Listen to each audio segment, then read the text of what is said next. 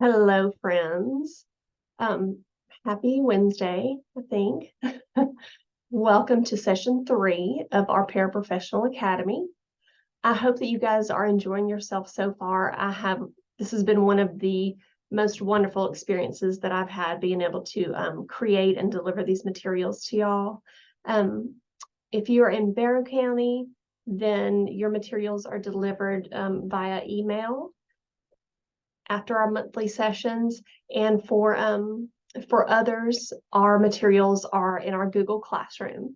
So if you have not signed in, reviewed, or looked at session 2 materials and done the sign-in sheet, which is in Google Classroom, please do that for me. If you are in Barrow, I added that sign-in doc. It's a Google sign-in doc, but you don't have to sign in for it. But I did add that onto an email that I sent you guys, just to make sure that I know who was able to watch session 2 and get that material also.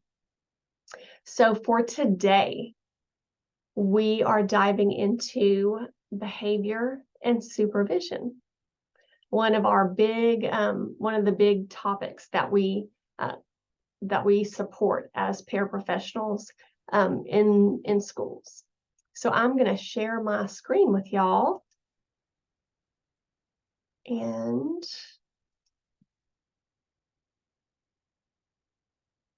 let's see.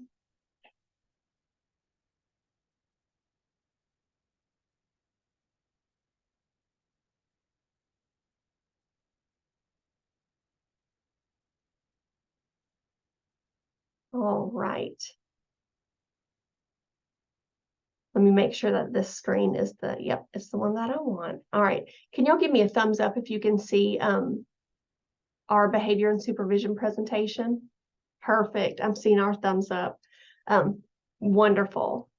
Like I said, this will be dropped. It's actually dropped right now in Google Classroom. So you'll have this presentation, this PowerPoint, a sign-in doc in our Google Classroom, and also a few additional materials in there for you guys to take and use and review as you find the need. So this is session 3. We will not meet in December because December is just crazy busy, but we will be back together back in January. And our learning targets for today, the first thing that we are going to look at is making sure that we understand student behavior is communication. The next thing we're going to look at are the importance of relationships in managing and teaching behaviors. We're going to focus on best practices and proactive strategies. And we're going to learn behavior strategies to support supervision and then tackle that data.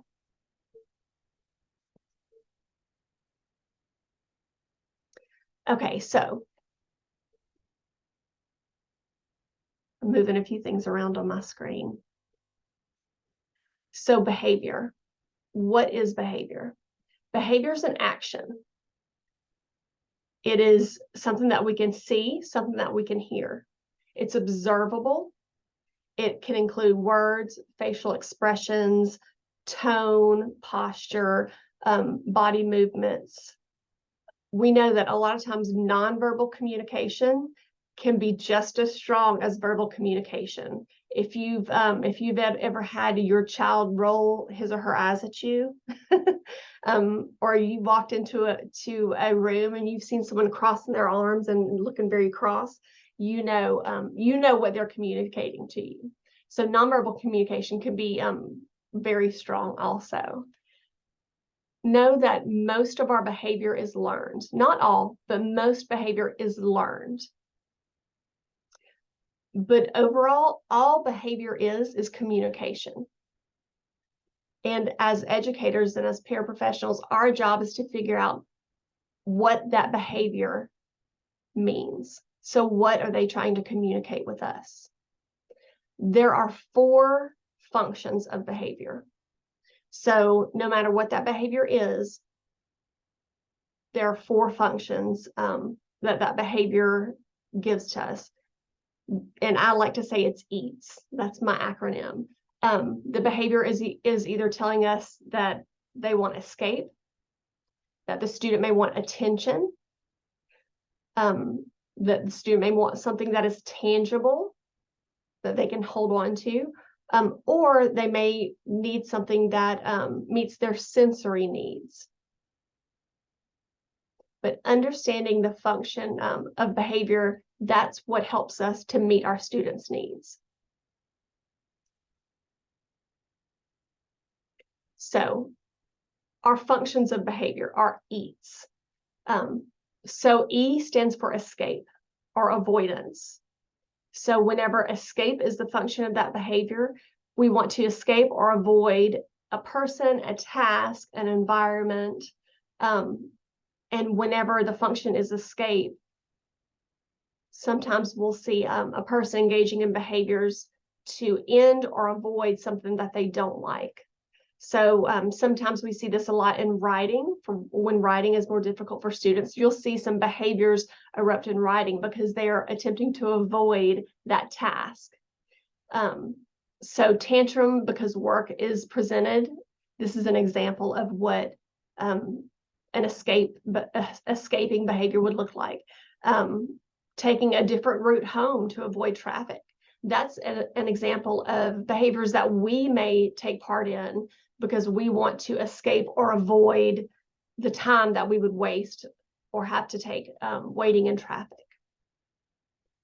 The A is attention. So many times our students have a desire for attention. It could be from peers or it can be from adults. So a person engages in a behavior to receive that attention. A positive example would be raising your hand in class to be called on whenever you want to participate in a discussion, or when you need to maybe take a sip of water, use the restroom. Another example could be screaming for someone's attention so that they come over and help you. So I know that we see a lot of attention behavior, attention-seeking behaviors in our classrooms. I also like to call those connection-seeking behaviors. And I think sometimes if we rephrase that, that helps us to really understand the need of that student. So tangible. A person engages in tangible in a behavior to get access to an item or activity. So this is when they want something specific, and it could even be time. So an example would be completing homework to be able to have iPad time or time with their tablet. Another example would be hitting a sibling in order to get them to drop or give you a toy. So those are just different examples of tangible. And then sensory, a person engages in behaviors because it physically feels good or relieves something that feels bad. So a lot of times if we as adults may sit and we may cross our legs and kind of bounce our feet, we're meeting a sensory need. We are getting stimulation by doing that. Another example would be scratching a mosquito bite. We're doing that behavior because it relieves or it provides, meets that sensory need. Fanning your face on a hot day, that's another example of that. I've also included links. There's a link at the bottom so that you can get more information. On every few slides, there will be links attached. So if you access those slides, you'll be able to go to those links also. So why is it important to understand functions of behavior? Because behavior is communication. And so whenever our students are communicating with us, they are telling us in some way, form, or fashion what they need. So whenever we find the function of those behaviors, then we're better able to meet those needs for the students. Behavior is communication. That's all it is. So let's kind of dive into that. Let's dive into communication. So we know that we've seen in our classrooms, I'm sure, that there are communication breakdowns, right? We know that sometimes whenever that message is not getting across, if behavior equals communication, then behavior issues are simply communication issues. But there's a reason for that. Communication is very complex. So if we look at our brain model right here, then we know that the brain has three systems. So the executive state, which is our prefrontal lobe, that's where problem solving and learning happens. There is an emotional state, or the limbic system. That's where connection happens. And that's where memories, attention, emotions live. And then the survival state of the brain, that's our brainstem. That's where fight or flight is held. So we've got these three systems of our brain. And all of these parts work together in order to communicate messages. So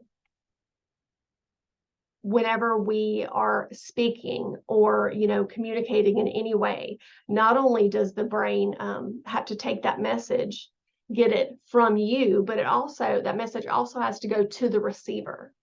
So our brain is a very complex organ, and having all of that work together is how communication happens.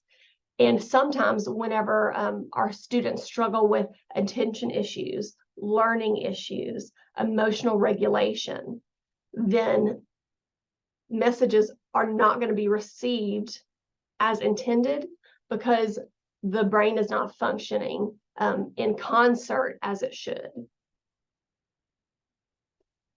So communication is complex. We know that. It takes a lot. But in order to communicate, the biggest thing, in my opinion, is a relationship. If a student does not have a relationship with you, or that relationship is strained, it doesn't matter what you say. They may not be prepared to listen. They may not be receptive. So the first part of really addressing behaviors is making sure that that relationship between you and the student exists. So how do we communicate with students? We communicate verbally and non-verbally. We have receptive and expressive communication. So one thing that we can do whenever we communicate with students is really take time to consider how you communicate. Think about your tone of voice or your volume, or sometimes even the vocabulary that we use and whenever we talk to students, especially if we've seen some of those issues with memory or understanding or learning. We may need to rephrase what we're saying to our students. We may need to change our vocabulary or break instruction down into smaller parts. But really looking at how you communicate or how your students communicate is important. So strategies when communicating with students: be an active listener, give explicit directions, make sure that you're engaging, and communication should be age and developmentally appropriate. What we see sometimes is that we are giving students, 3-step directions when they may only be able to handle 1- and 2-step directions. So if you find that when you're communicating with your students and they are not performing a task or that you desire for them to perform, kind of look at how you're giving those instructions and see if we can break that down a little bit more for them. It's important to know our students. So whenever it comes to behavior, we've got to make sure that we know what our students' expectations are, what our expectations are for our students, and that we've communicated that with them. So we've got to be sure, whenever we're dealing with behavior, that we are explicitly teaching what classroom expectations and rules are that we want them to follow. So making sure that whenever we are talking about behavior with students, that we define with words that kids will understand. Make sure that we're providing examples and non-examples, making sure that they know what appropriate behavior looks like on the playground and what inappropriate behavior looks like on the playground. If we don't teach them both sides of that coin, then they may assume that certain behaviors like climbing up a slide backwards are appropriate because that may be something that they're allowed to do outside of school. So sometimes making sure that our expectations are communicated and really taught and then reinforced is important. Modeling, practicing, rehearsing, using gestures to teach and reinforce behavior is great too. Social stories, graphics, providing those clear expectations and really acknowledging the efforts that the students present is important whenever we go over expectations and rules. We also want to make sure that we are supporting our students with positive behavior supports. So no communication happens without a relationship, right? But we also have to make sure that they know what those expectations are, communicate it clearly, and that we recognize and that we reinforce those positive behaviors that we want. So let's dig a little bit more into relationships. Relationships are important, especially in managing behaviors and in teaching behaviors. And part of that is because no significant learning occurs without a significant relationship. So we know that relationships take time and effort from us and from students. But if we take that time and effort and we get to know those students, we get to know what their likes are. Do they like a specific football team? Do they play rec sports on the weekends? Do they have siblings? Really taking that time and putting that effort into knowing our students helps to build those relationships.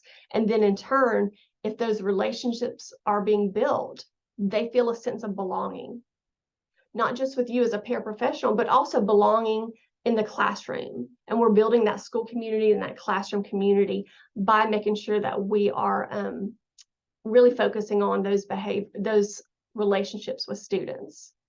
So when we take that time and effort, the feeling of belonging increases with students. When students belong, that leads to positive engagement. Students who are positively engaged actually help us to be able to, in our creation of a positive classroom environment. So if students are positively engaged and we're creating that positive classroom environment, then we know that learning is going to happen. And it makes it easier for us to really give those positive behavior supports that then feed into those relationships. We're able to recognize the positive behaviors. We're able to explicitly teach what those expectations are and reinforce those behaviors that we want. A saying that I really like that I have up here is, when a flower doesn't bloom, you fix the environment in which it grows. We don't fix the flower. So a lot of times, we may look at our students, and sometimes there are factors that we cannot control. We can't control how much sleep our kiddos get at home or how late they're able to stay up and watch TV. But we can control the environment that we present to them and the supports that we give them. So my hope is that with us building these relationships and really kind of looking at our expectations and teaching those to our students and supporting them in their environments, reinforcing them positively, that our relationships will then also support positive student behaviors. So let's talk about building relationships. We want to make sure that we're building rapport, that we really know our kiddos. That goes back to, what football team do you like? Who do they play with at recess, right? What type of games do they enjoy playing? Really getting to know your students so that you can build that relationship with them. Another part of building relationships is being respectful. Now, that can be hard whenever we have kiddos who can be disrespectful. But I like to think of it like this. At the end of the day, we all want to go home and feel good about how we have treated others, right? So there are ways that we can be respectful with students, but also present those boundaries to them. And in doing that, we're actually, in holding them accountable in a kind, positive way, we're actually giving those students that respect too. Another part of building relationships is knowing your mindset on challenging behaviors. I've seen lots of times whenever the response for challenging behaviors is to take away student recess, or to take away certain rewards. And what the data has showed is that punitive measures, we call those punitive measures, that those don't necessarily work for our students. What does work is providing that positive behavior reinforcement, teaching the behaviors that we want, and positively reinforcing those encouraged or those desired behaviors. And the last thing I want to talk about on this slide is guarding against personal bias. So think about what triggers you.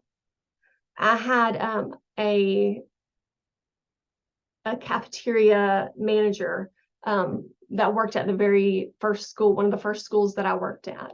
And a student called her a B word, if you know what the B word is. And that there was really a breakdown for her. She said, nobody calls me the B word. Now that student, he called me the B word. He could have called me the B word, and I would have dealt with that differently. That was not a trigger for me. We all come to the table with different traumas. We all come to the table with different triggers.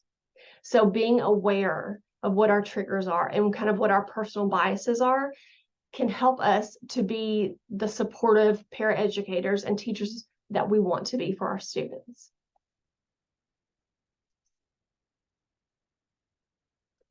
So now we're going to look at the best practices and proactive strategies to support student behaviors. There's a link on this page. I believe this big best practices sign has a link on it. So you can look for additional strategies in here, or a little bit more explanation in here. But there are four aspects that we're going to look at whenever it comes to best strategies and best practices and proactive strategies.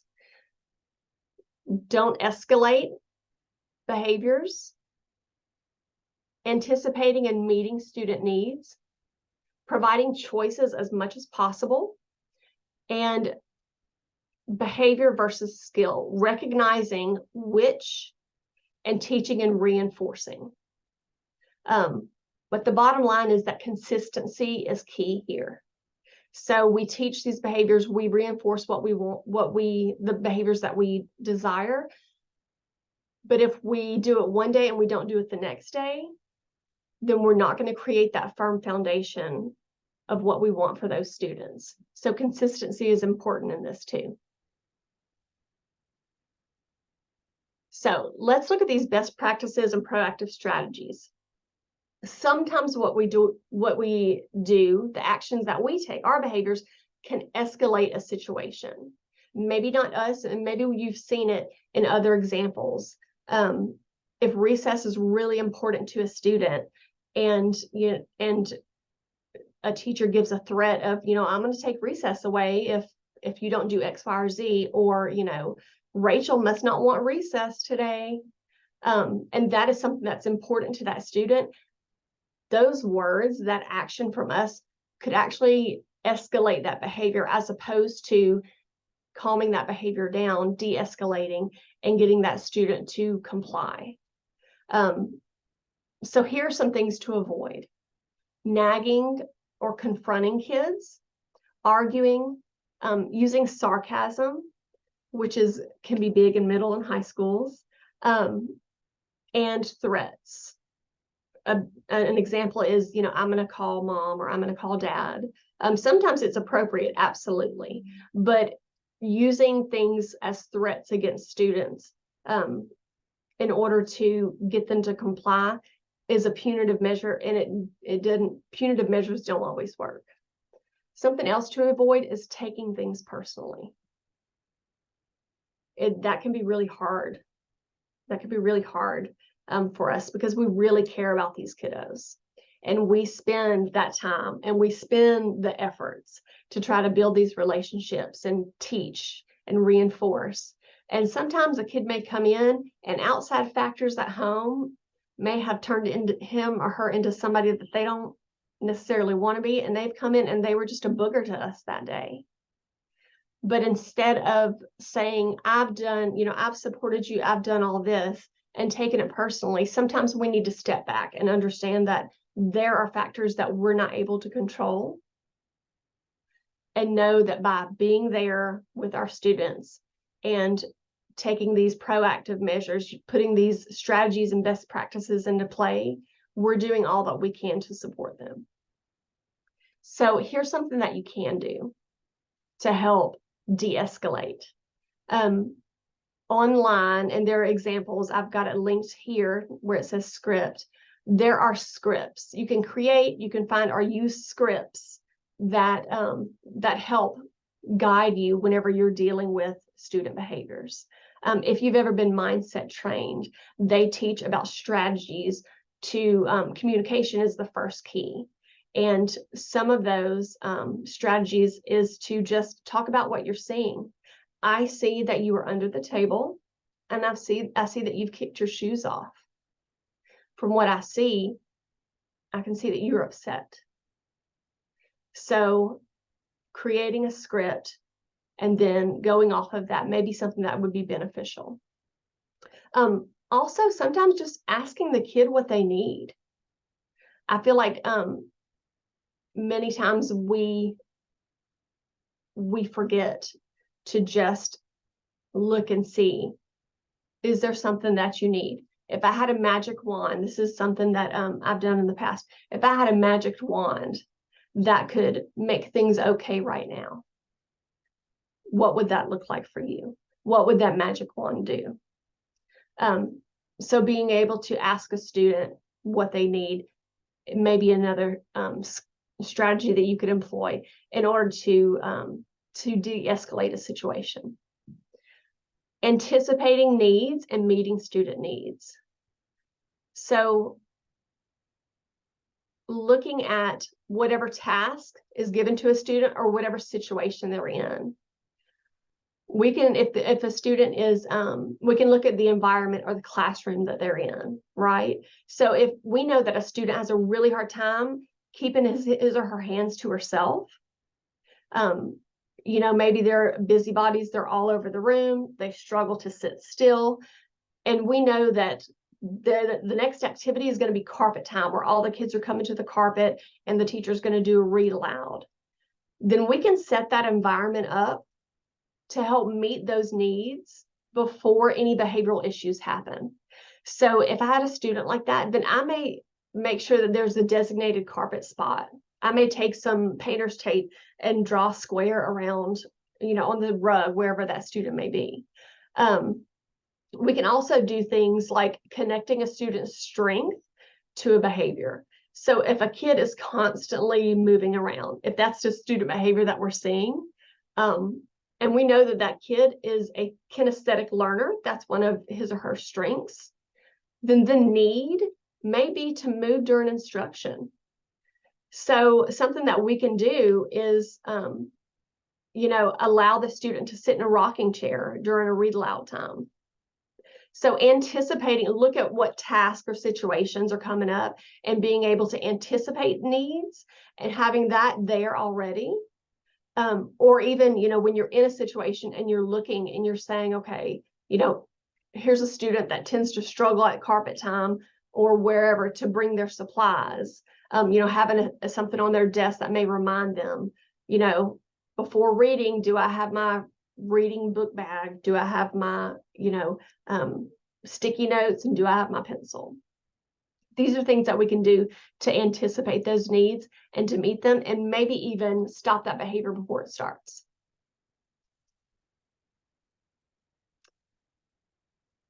Providing choices is another big one. Something that I forgot to talk about earlier was, eats the function of the behaviors, notice that power and control is not in there. That's because the data doesn't support the fact the function of behaviors are power and control. What power and control may look like is actually attention or escape or to get something tangible. So a strategy that we can use that does actually give autonomy would be to provide choices. So flexible seating options. If a student is given a whole page full of math questions to do, that may be overwhelming. So, blocking that off or saying, you can answer 5 questions on this page and let's start there. Or, completing this and then you'll get a break. Use a blue pen or a purple pen. So there are things that we can do if you talk to your co-teachers about that, to be able to provide choice and to give some autonomy to students when they need it. This chart that I have here is something that I really like, and I know it's kind of old school looking, but that's okay. After 20 years, I may be a little old. I'm a little old school from here too. So sometimes students need help with decision making. They need help thinking through problems. So this is an example of a decision making or problem solving sheet that you could use. So what's the problem? What are 3 possible solutions? And then what are the advantages and disadvantages of both? So talking through that, the problem is you have a writing assignment and you don't want to do it. So let's think about solutions. I do the writing assignment. I don't do the writing assignment. And advantages and disadvantages of both. A lot of times our kiddos aren't able to have that foresight that we are as adults because their prefrontal lobe is still developing. So if we're able to help walk them through the problem, possible solutions, and advantages and disadvantages of each, that can help to support the desired behaviors that we want. The last thing in this section, talking about best practices and strategies, are looking at behaviors versus skills. And I think this is something that sometimes we may get confused. So behaviors are a reaction to the environment. They're influenced by their function, that eats, escape, attention, tangible, sensory. And they're described as what is happening. Skills are learned. Skills are transferable. And skills are described as how it is happening. And I see that says hot. It is happening. It's not hot, but it's how something is happening. So I'll fix that. Something that I do know is that sometimes negative behaviors can come from a lack of skills. And one thing that a student is not going to do is look silly in front of their peers. So if we can look at behavior versus skill and help to teach those behaviors or help to support those skills that are missing, then that may be a great bridging for that student. So here are examples of behaviors. My head's on the desk. I'm rolling my eyes. I'm screaming. My foot's bouncing. Here are examples of skills: note-taking, listening, time management, reading comprehension. So those are skills. Those are behavior examples. We can teach both. We can teach skills and behaviors. Many times we accommodate skills also. If we have a student that struggles with attention, he or she may struggle with note-taking, right? He or she may struggle with listening. So giving graphic organizers, those are things that we do. Teaching note-taking, those are things that we do to support skills. We've also got to support behaviors and teach behaviors. So to learn something new, it has to be repeated 8 times. But to unlearn, we have to replace that negative behavior with a positive behavior and repeat it 28 times on average. So to learn something new, we repeat that learning 8 times. But if we are trying to replace a negative learned behavior, not only do we have to teach them another skill to replace that or another behavior to replace that, but then we have to repeat that 28 times to get it to stick. That can be hard, but part of that is also done through positive behavior supports. First, let's look at behavior needing to be explicitly taught. So there's really 4 steps to teach explicit behavior. Step 1, present that in a logical sequence. Okay. Whatever you're teaching, behavior, skills, we've got to make sure that we present it in logical steps. The next part is giving clear models and expectations. What are the expectations? What do they look like? Step 3 is multiple opportunities to respond. So when we're teaching, we are checking for learning. We're asking questions. We're checking that that student has learned and understands whatever skill or behavior we're teaching. And we are responding and giving feedback to that student. And then the last step is to give examples and non-examples. So whenever we provide acknowledgement, we're providing 4 acknowledgements of appropriate behavior for every correction. We are acknowledging mastery of expectations and compliance with procedures. We can use a variety of methods to acknowledge appropriate behaviors. So, whenever we teach the behaviors or whenever that student does what we want them to, we don't always have to stop class and say, thank you so much, Rachel, for sitting the way that you want to. Sometimes looking across class and giving a thumbs up, that can be one of the 28 ways of what we are reinforcing that positive behavior. So using all different methods to do that is important. Give that specific feedback and then deliver that feedback immediately after the behavior occurs. So we see a behavior, we provide 4 acknowledgements of appropriate behavior for every correction. We acknowledge mastery or complying with procedures. We use lots of different ways to acknowledge appropriate behaviors. We give feedback and we deliver it immediately. And here's how it might look if I'm giving that feedback. So we want to make sure that we address that person or group by name. We're describing that behavior. We're using words of approval. And that we are connecting what we say back to those expectations. So if I say, good job, that may not mean anything to me. But if I were to say, good job, Rachel, for sitting in your chair and facing the front during guided math work. Because I'm specific, as a student, whenever I hear that, I know exactly what positive behavior I did that meets that expectation.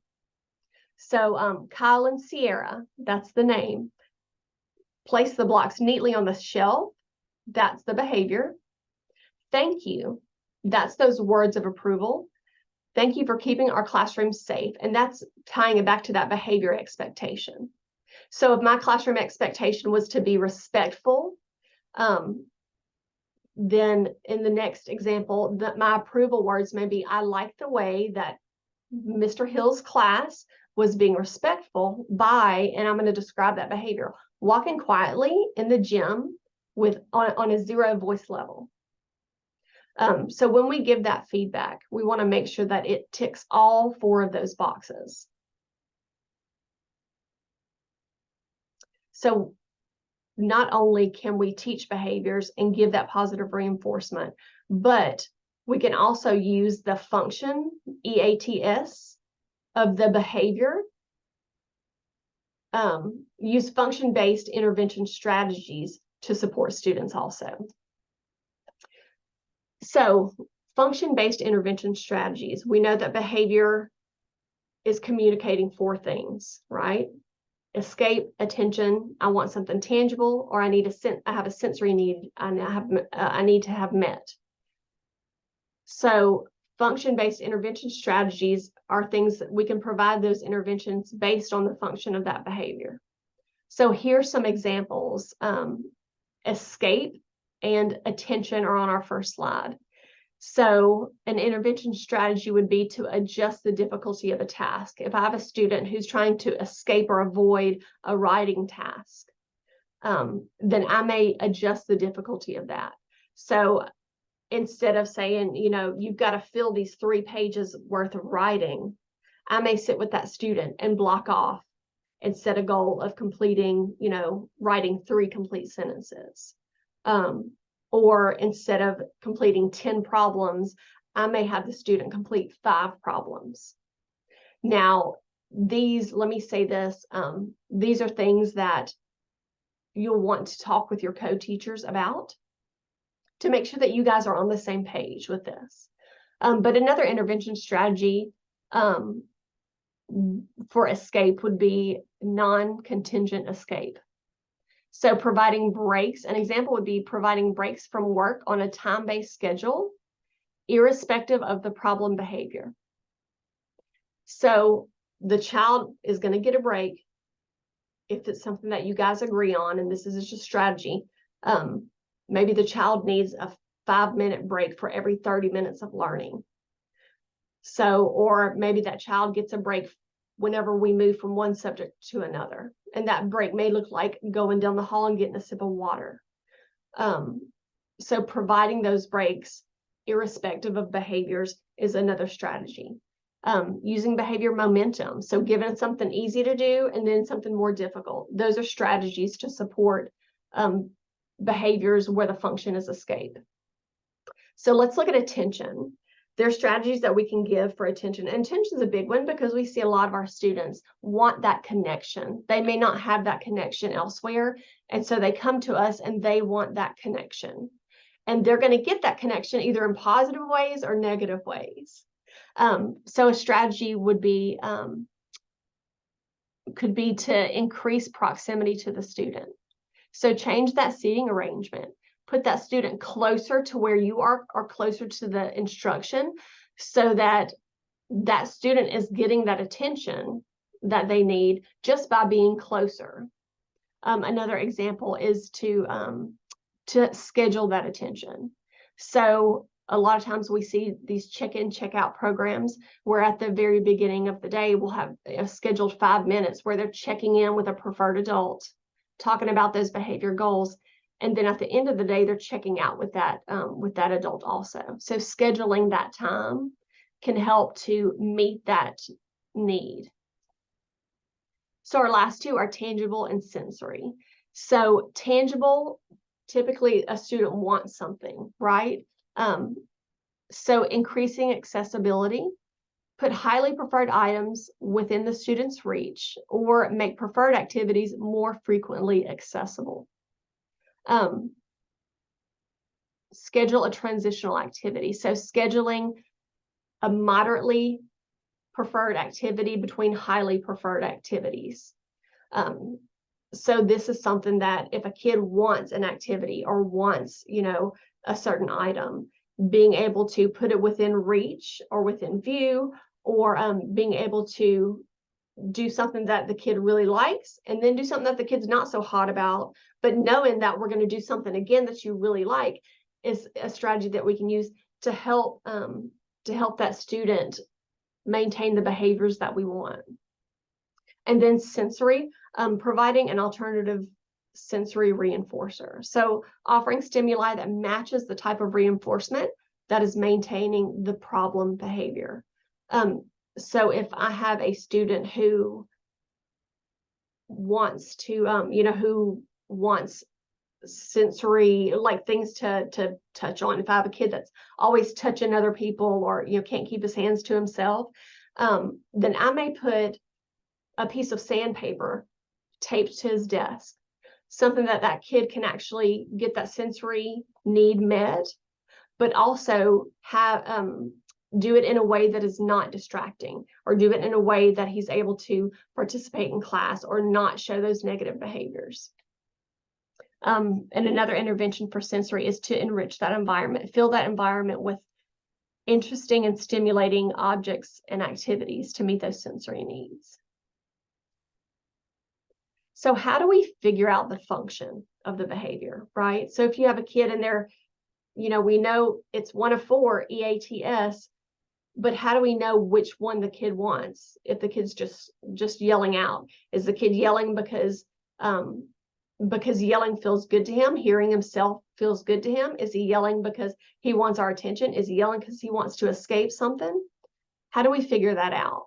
And the answer is we use data to figure that out. So whenever we take data with behavior, what we typically use is an ABC data sheet, an antecedent, behavior, and consequence data sheet. We have to observe what's happening and record that, and then take that and apply it to a function-based assessment, which typically your co-teachers will do to find out what the function of that behavior is. So an antecedent is what happened before the behavior. For the B, you describe that behavior. And for the C, we talk about what happened after. We take that behavior and you are going to work with your teachers to be able to figure out that function. And then the last part is that I want to talk about is supervision. So a lot of times, those unstructured times is whenever we see a lot of increases in negative behavior. So that could be PE, cafeteria, walking in between specials. So here are some strategies and explanations to be able to support behavior needs whenever the kids are on the playground or in the cafeteria. So proximity, being close to a kid, having gentle touch, just being able to touch a student's shoulder so that they know that you're there, or prompting them to take part in the behaviors that you want them to take part in, reminding them what those behaviors and expectations are. Those are strategies that we can use so that we can support those behavior needs for those students. In closing, what are our best practices? Ask yourself, what's this behavior communicating? Be sure that you're building those relationships. Ask yourself, how can I set this student up for success? Are there accommodations that we can give? Can we support that environment? But the biggest thing is to be consistent and ask for help when you need it. Behavior is not a one-man show or a two-man show. Sometimes it takes all hands on deck to support students in behavior. And you can ask for that. The co-planning part of this, there is a lot of great information in the student's IEP and eligibility report that can give you some insight into behavior needs. So talk with your co-teachers about having access to those materials and being able to read and discuss that with them. What classroom supports align with those student behavior needs, and what are my responsibilities for supervision and data collection? These are things that you can talk about when you're co-planning with your teachers. Thank you guys for coming today. I appreciate y'all being here. If you weren't able to be here, I appreciate you taking time to watch this video. There is a session 3 survey right in the middle that will take you right to our sign-in. So if you'll please do that. It's also in Google Classroom, and if you are in Barrow County, I will send it to you in an email. Our next date together is going to be January 10th. So I won't see you guys between now and then, most likely. Have a wonderful Thanksgiving, have a wonderful Christmas, and a great winter break. And I will see you guys back in 2024. Thank you guys so much. I appreciate it.